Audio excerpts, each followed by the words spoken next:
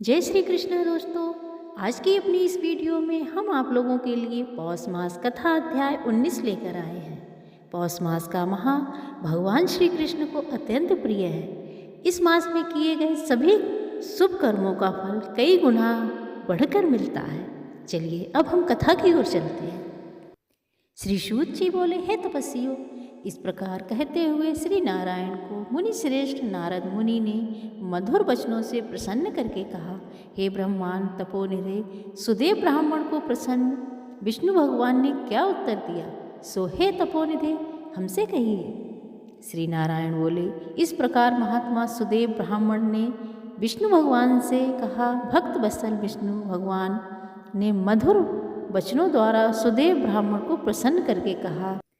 हरि भगवान बोले, हे द्विजराज, जो तुमने किया है उसको दूसरा नहीं करेगा। जिसके करने से हम प्रसन्न हुए आप उसको नहीं जानते।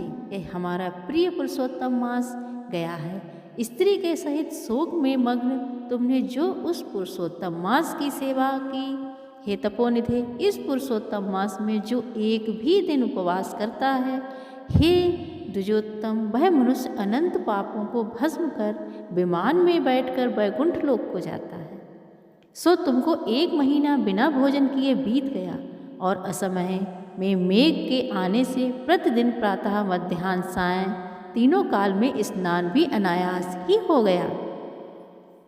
हे तपोवन, तुमको 1 महीना तक मेघ के जल से स्नान मिला और उतने ही अखंडित उपवास भी हो गए। शोक रूपी समुद्र में मग्न होने के कारण ज्ञान से शक्ति से हीन तुमको अज्ञान से पुरुषोत्तम का सेवन हुआ।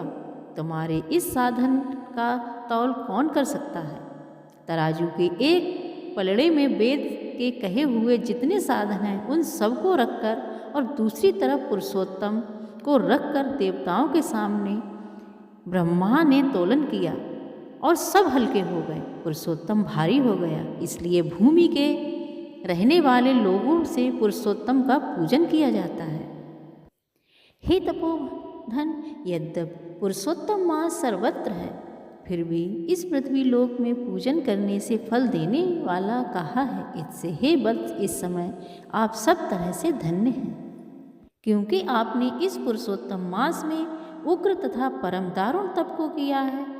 मनुष्य शरीर को प्राप्त कर जो लोग श्री पुरुषोत्तम मास में स्नान दान आदि से रहित रहते हैं, वे लोग जन्म जन्मांतर में दरिद्र होते हैं। इसलिए जो सब तरह से हमारे प्रिय पुरुषोत्तम मास का सेवन करता है, वह मनुष्य हमारा प्रिय, धन्य और भाग्यवान होता है। श्री नारायण बोले, हे मुनि जगदीश्वर हरि भगवान इस प्रकार कहकर गरुण जी पर सवार होकर शुद्ध वैकुंठ भवन को शीघ्र चले गए। सपत्नीक सुदेव शर्मा पुरुषोत्तम मास के सेवन से मृत्यु से उठे हुए सुखदेव पुत्र को देखकर अत्यंत दिन रात प्रसन्न होने लगे। मुझसे अज्ञानवश पुरुषोत्तम मास का सेवन हुआ और वह पुरुषोत्तम मास का सेवन फलीभूत हुआ, जिसके सेवन से मृत पुत्र उठ खड़ा हुआ। आश्चर्य है कि ऐसा मास कहीं नहीं देखा। इस तरह आश्चर्य करता हुआ उस पुरुषोत्तम मास का अच्छी तरह पूजन करने लगा। वह सपत्नीक ब्राह्मण श्रेष्ठ इस पुत्र से प्रसन्न हुआ और सुखदेव पुत्र ने भी अपने उत्तम कार्यों से सुदेव शर्मा पिता को प्रसन्न किया। सुदेव शर्मा ने पुरुषोत्तम मास की प्रशंसा की तथा आदर के साथ श्री विष्णु भगवान की पूजा की और कर्म मार्ग में होने वाले फलों की इच्छा को त्याग कर भक्ति मार्ग में ही प्रेम रखा। श्रेष्ठ पुरुषोत्तम मास को समस्त दुखों का नाश करने वाला जानकर उस मास के आने पर स्त्री के साथ जप हवन आदि से श्री हरि भगवान का सेवन करने लगा। वह सपत्नीक श्रेष्ठ ब्राह्मण निरंतर 1000 वर्ष संसार के समस्त विषयों का उपयोग कर विष्णु भगवान के उत्तम लोक को प्राप्त हुआ, जो योगियों को भी दुष्प्राप्त है। फिर यज्ञ करने वालों को कहाँ से प्राप्त हो सकता है।